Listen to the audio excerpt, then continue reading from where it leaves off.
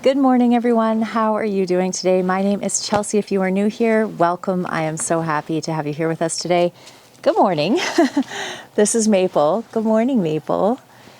You want to come check the sheep with me? You see the sun is just starting to come up over there. Hey, Oaks. Oh my goodness, the sunrise is going to be just beautiful this morning. Look at that. When you saw me set my phone up on the ledge there, I take time lapses of the sunrises and share those over on Instagram a couple of times a week at least. But I am trying to get into the habit of making them for YouTube as well as doing them as shorts because people really seem to enjoy them. Good morning, Nala. Good morning. Good morning. Hello, sweet girl. How are you doing this morning? My light that's on the back of my barn is out, and I just realized I didn't bring a flashlight down with me. My barn chickens. Good morning, pigs.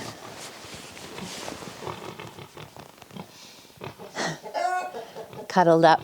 I'm gonna go around the back way here because I can't really get a good look at the sheep from that way. I can tell we don't have any babies yet this morning. Good morning. Good morning, mister. Good morning.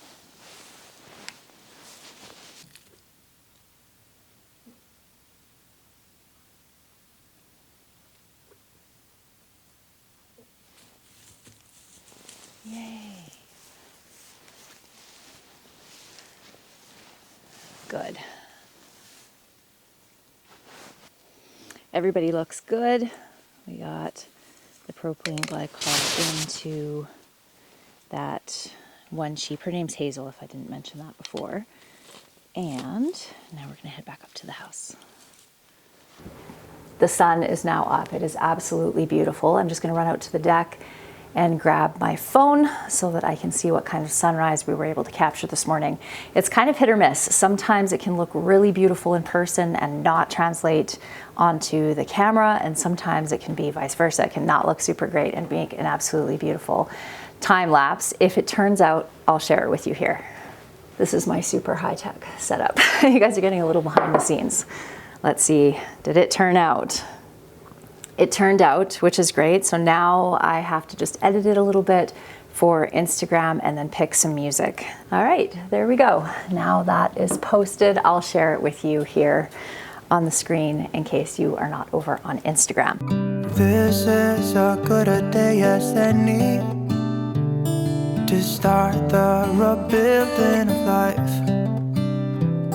The roads that lay open are many when the old one's gone under the knife. And I can feel the sun on my skin. So we are going to make a peach. I might add some chocolate chips. We'll see. Okay, so first things first, we're just going to take a jar of peaches. This is really super, super easy. Easy recipe. And then we're going to add a cup of flour to fill my flour up again. Probably just gonna have just enough. Perfect. 1 cup exactly. We're going to add 6 cups of oats. And if you have old-fashioned oats, I would recommend using those for this recipe, but I am all out, so I am using quick oats. 2 teaspoons of baking powder,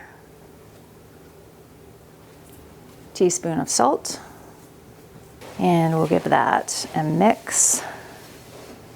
And then right on top of this, we're going to add 1/4 cup of melted butter, mostly melted butter. I'm going to add some vanilla. You can add vanilla or not, depending on if you want to or not. Going to add around 1 cup of sugar. And you can add brown sugar to this. I do not have brown sugar currently, so I'm using white sugar. Going to add 4 cups of milk. Isn't that sun just beautiful? Oh my gosh.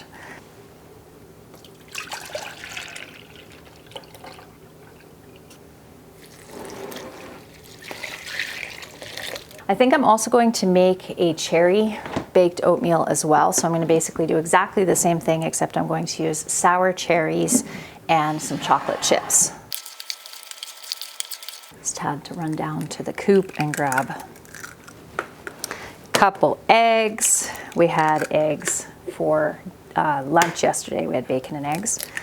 So I did not have any eggs up at the house. So 4 eggs mixed in, and this will be quite soupy. And if you're using old-fashioned oats, that's really important because they absorb quite a lot of water. It doesn't matter as much when you're using the quick oats. It doesn't have to be quite this soupy. You can add whatever other kind of spices you want to. You could add some cinnamon, pumpkin pie spice, or anything like that to this. So now we're just going to bake this in the oven at 350 degrees. And usually for around 45 minutes or so. And while that's happening, I am going to get my trays all ready and we're going to do some planting. Okay, let me show you our finished stuff over here. This is our peach baked oatmeal and our cherry baked oatmeal with a piece cut out of it already. And they are both delicious. Super easy, fun way to have oatmeal in a different kind of way than just actually cooking up the oatmeal. So we are going to have this, and then we're gonna go out and check the sheep. Again, I'm keeping a really close eye on them because when we sheared their stomachs the other day, one of them looked very ready to go. She was very full. So I want to just keep a really close eye on them because I don't want to miss it. It's so fun. It's just such a fun time of year. And of course, if there's any issues or anything, I want to be available for that. So we'll head down there in a few minutes. All right, my friends, now we are going to plant. I'm so excited. I like to use these. This is just a yogurt container that I have cut into strips to label my seeds with, and then I just use a waxed pencil crayon. This one's called a China marker. And the thing that's so nice about this is I can reuse these year after year, which is great. We are going to start all kinds of different seeds today. We're going to start some more parsley. I did start some parsley a little while ago, but we're going to start some more. We're going to do some sage, some oregano, some pansies, celery, celeriac, lavender, kohlrabi, lemon balm, fennel. We are going to do some snapdragons, some daisies, some pincushion flower, which is a new one for me, chocolate lace flower, alyssum, thyme, and some strawberries. So this is kind of the first official planting day of 2024.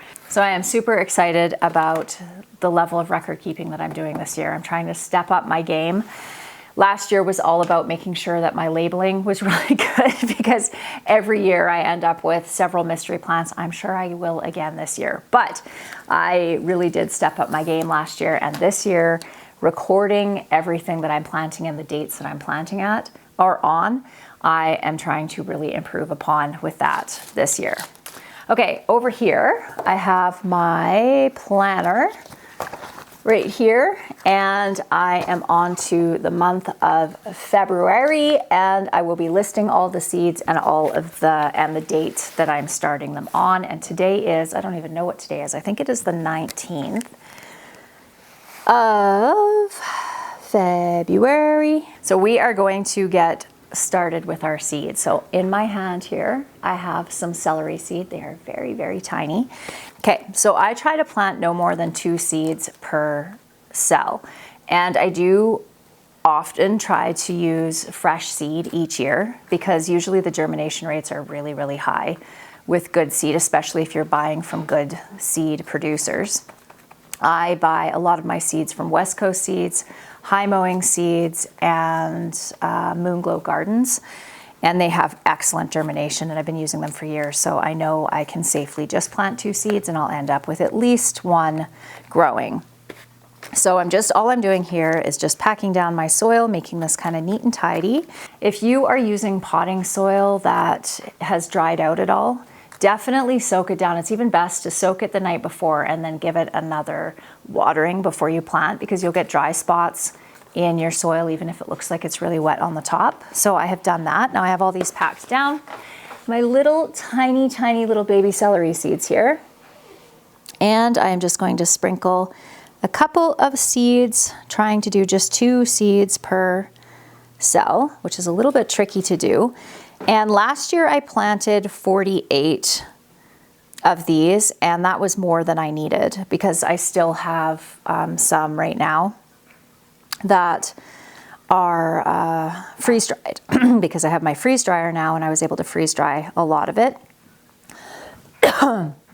So I don't need more than 36. I certainly don't need 48. So we're just going to do that. Sometimes I'll be a little bit more liberal with the seed if it's tiny little seeds like this. And one of the other things that I do is when I am going to put the seeds, whatever extra seeds I have, back into the bag again, I'll do it over top of where I was planting them. So that way, if any of the little seeds were still stuck on my hand, I'll just shake them off and they'll just go onto that soil. So I am going to label this right away since I'm doing so many. I am probably going to forget where they are. So this one is Tango celery, and I'm going to put it right there so I know everything on this side of the tray is the celery. Okay, so now we're going to do just a few of these guys here, and I do these more just because I like to eat them fresh. They do store pretty well in my root cellar as well, but they're not a favorite. They're just something that we do like once in a while. So I'm just going to plant, I think I'll do 8 of these. And what should I do on the back end of this since I have a couple left here? Let's put the sage.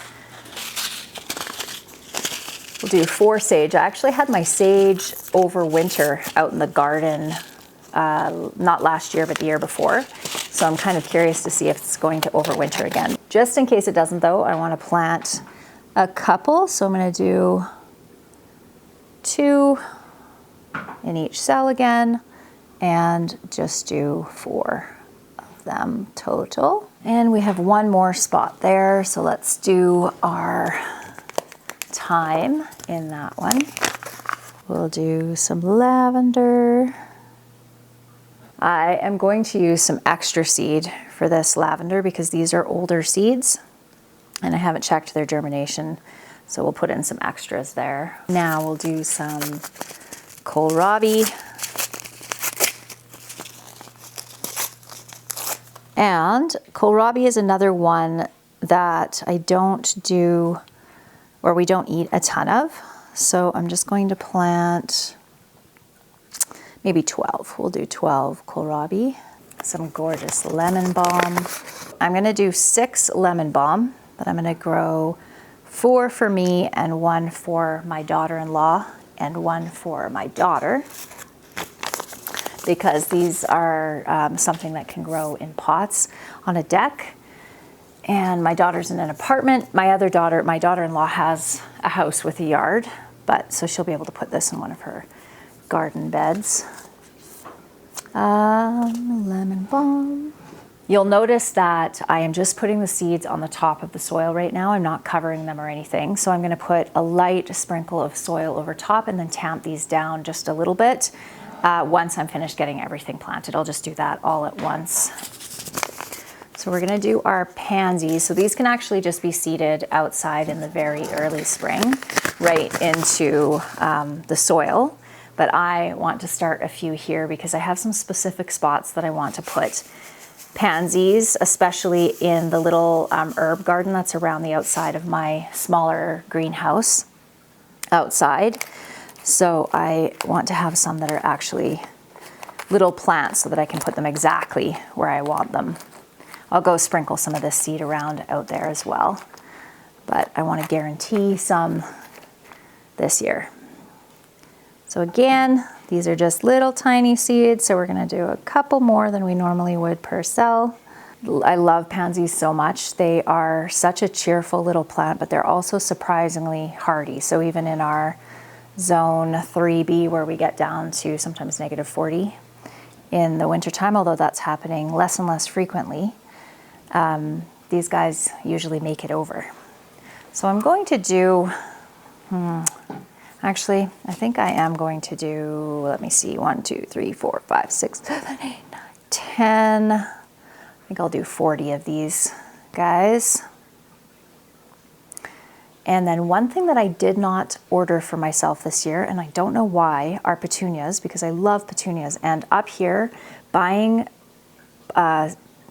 petunias at the nursery is so crazy expensive. It's like $60 for a flat of them. So I like to start my own. So I'm gonna have to go and see if I can find some so that I can get them started right away, because they are one that needs extra time. Pansy right there, and pansy there. Now, what should we plant in the middle? Let's do some alyssum. I love alyssum. It's such a beautiful plant, and it smells so good. I'm going to do lots of alyssum because I want it everywhere, and it's beautiful. I have to be a little bit conservative. I have to rein myself in right now at this point, because I want to start all the things, but the reality is usually I start upwards of 1,000 seedlings every year, and my grow room isn't huge. And this will be what I'm going to start now, and then in about a week or so, I'm going to start my onions, and I want to start somewhere around 600 onions. And then in March, around the 2nd to 3rd week of March, I'm going to be starting on my tomatoes and my peppers and broccoli and cauliflower towards the end of March and all of that. And nothing is able to go outside into my little greenhouse outside until our temperatures are consistently above -10 degrees Celsius at night. I do run heaters in there, but I don't like to risk anything colder than that.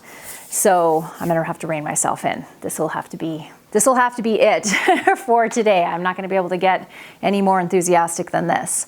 So, but you know what the problem is if I do not label these as soon as I put them in, I forget where I put them. So what did I just put here?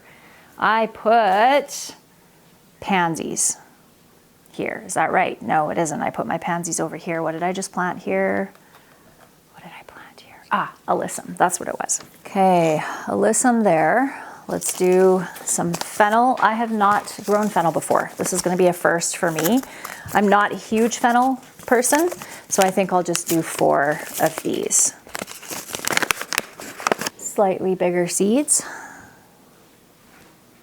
I'm just going to get the rest of these planted, and now that it is daylight, we're going to head outside and take a closer look at our sheep and make sure that everything's looking good with them. I'll give them their grain, and I'll also give that one sheep that was looking a little bit, potentially a little bit lethargic, we'll give her some of the propylene glycol and spend some time outside in the sun because it's just gorgeous out there today. Dan and the logger are heading down to just see about getting big trucks in down our driveway because it's tight in a couple of spots. But I have some propylene glycol here. Instead of bringing my big jug down, I just poured some in here. There's one other sheep that I'm kind of getting that vibe about, as far as she just seems a little bit more lethargic. Now it's really hard to tell because they're very late in their pregnancy, so of course they're laying around more, they don't have quite as much energy, but because this isn't going to cause them any harm, I feel good about just doing it as a preventative measure. Look at this beautiful day. Wow, how gorgeous. Giving 120 mils total per day, 260 mil doses, once in the morning and once at night. So for those of you that missed it, we are going to be doing some logging in and around the farmyard area and up in behind a little bit. We live in a forest fire zone. We get forest fires up here just about every summer, and it's getting increasingly dry. So we want to protect the farm from fire being able to get in close. Hey everybody. Hello. How's everyone doing? Everybody's looking good. There's my sweet girl back there. That's Hazel. Hey, we're here to give your medicine, honey. You are actually looking a little bit more spry. It's you I'm wondering about over there, Missy. I started feeding them grain, and as you can tell, they're already getting a lot friendlier. So I normally don't grain feed my sheep, but I want to make sure that they're getting enough sugar into their bloodstream. Look at how dirty they are. I know a lot of people have said that if you're going to be harvesting their wool and actually trying to turn that into yarn, you want to coat them, put coats on them, so that all of this mess and dirt and everything doesn't, he's still a little bit afraid, doesn't end up making their coats all dirty like this. But I'm not worried about that, at least not at this point. I cannot believe how quickly these guys have gotten trained to grain. I've only been giving it to them for a couple of days, and they've never had it before. Excuse me, this is not grain. Okay, I'm gonna have to put this over the fence because they are gonna knock it over. There we go.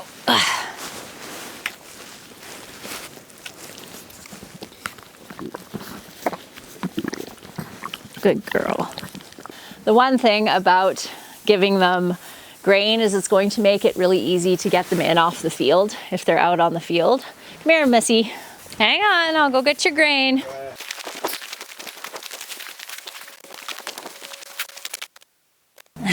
Hello. Look what we got here. Boy, I'm gonna make you friendly after all. Hey, you gonna come have some grain? You come have some? You know you want to. Look at her.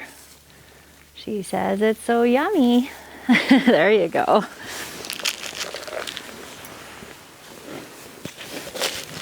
Come here. Come on, Smokey. Come on. Our ram's name is Smokey. Hi, come on. Come on, sweetheart. Come on, Prim. You guys, you look so dirty. Oh my goodness. Hi. I'm gonna make you guys friendly. Yes, I am. Come on, sweetheart. Come on. Prim, the one back there, she's the shy one. But I think I have, even Smokey is being pretty friendly. Here's Smokey. You're missing out. Here. There you go. I'm so happy with the way everybody is looking and the fact that they are getting friendlier by the second. Well, hello, Nala. Hello. If Nala hears me come out, she always comes for scratches. Hi, sweetheart. How you doing? Oh, such a good girl. All right, friends, that's it for us today. Bye, guys. I hope that you enjoyed today's video, and I look forward to seeing you in the next one. Bye.